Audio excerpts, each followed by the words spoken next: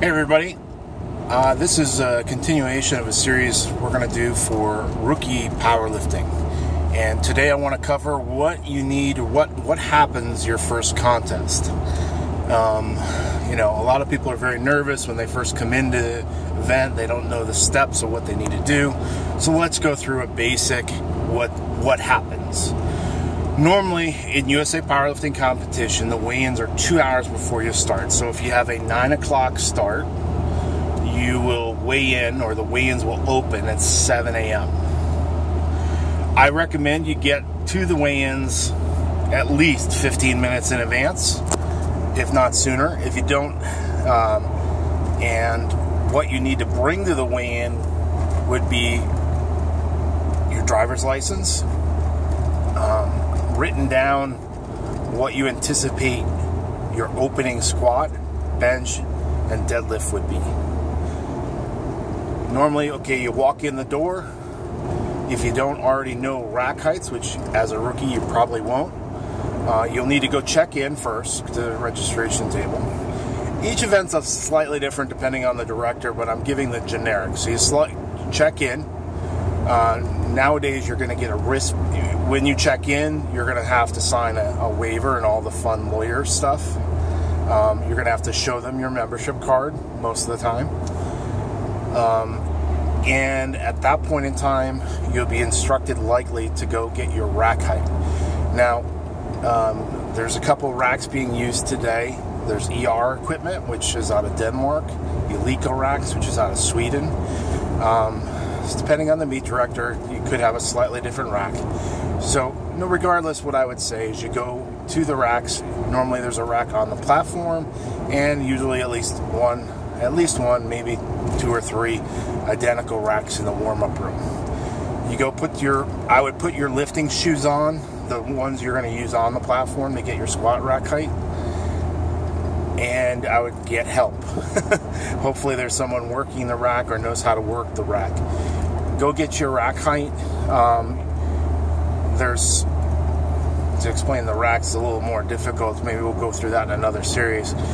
So you get your rack height in the squat, and you also get your rack height in the bench, and there's a safety rack, which safety rack falls at the bottom of your bench.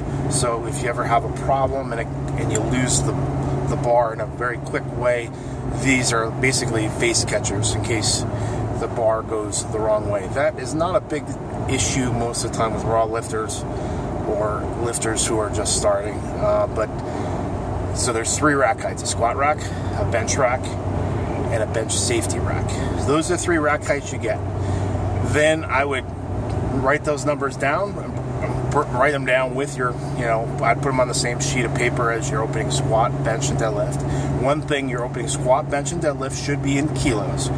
The kilo increments work like this. I mean, when you look up, I would look at a kilo loading chart, see if you can find one on Google, and print it off for the day. Not all meet directors will give that out, but you will likely have loading charts or conversion charts at the score table in the weigh-ins, but I would just print your own out just so you can familiarize. The increments go in every 2.5 kilos. So if you're starting, let's say you're starting with 200 pounds, which would work out to 90 kilos. 90 kilos is 200 pounds.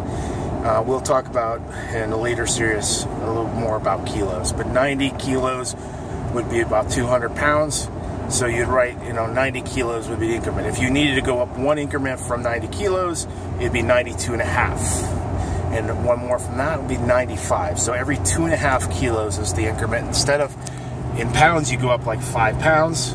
In kilos, you go up 2.5, because it is basically, kilos are about half. And again, we'll go through kilos at a later time in another video. Getting some sunrise here in Clark Summit, Pennsylvania. Okay, so you go to the weigh-ins. You will write on your scorecard. Your scorecard is in there with the referee. Should be in there with the referee. They're gonna write your body weight based on what you weigh. You're gonna instruct them or write the rack height of your squat, your bench safety, and your opening attempts, just your opening attempts in each lift, your opening squat, your opening bench, and your opening deadlift, will go on the scorecard. Okay, so the weigh-ins, the scenario we were going through earlier, the weigh-ins are starting at 7. At a local meets, it usually, well, depending on the meet director, it's either first come, first serve as far as weigh-ins. And what I mean by that is if you're there when they say next, you're the next person on the scale. Some weigh-ins at local meets and all national events and international work by lot number. So before you even get in the door, a lot number has been assigned to you. So let's just say you're number 4 lot number. The way they do weigh-ins by lot number is 1, 2, and 3. The person who got assigned 1, 2, and 3 will get weighed in before 4. If they're not there, then you're lucky, and even though you're number 4, you'll get on first. So, and then lot number 5, 6, 7 will weigh in after you. All right. So let's say you're weighed in. You put your opening attempts, your rack heights. Enterprise truck. You got all that weighed in. You've now registered your opening attempts. You're done with the weigh-in. You're done with the scale.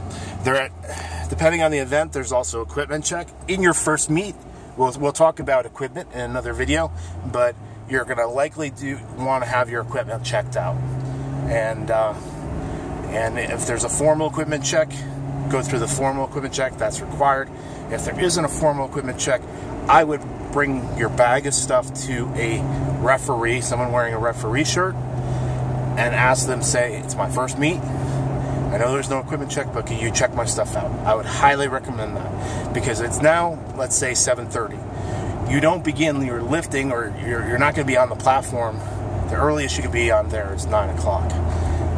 If there's something wrong, you can go get it addressed, like run to Dick's, run to Walmart, run to Target, if there's something you're missing, or a shirt or whatever. So, highly recommend, as soon as you get off the scale, if there's not a formal equipment check, talk to a referee, show them your gear, have them take a look at it, make sure you're okay. Okay? Please, please, please do that. At 9 o'clock, it's too late. You're not going to be able to fix it unless someone grabs something out of their bag to hand it to you to get by. So please, please, please, if there's not an equipment check, talk to a referee that's there at weigh-ins or at the formal equipment check and get it checked out. Okay? Now, there's things called flights. Flights A, B. Let's say we have 2 flights. Flight A, Flight B. You know what?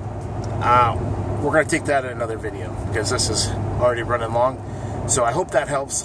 This is a check-in. We've checked in, we've weighed in, we've gotten our rack heights, and we've got our equipment checked.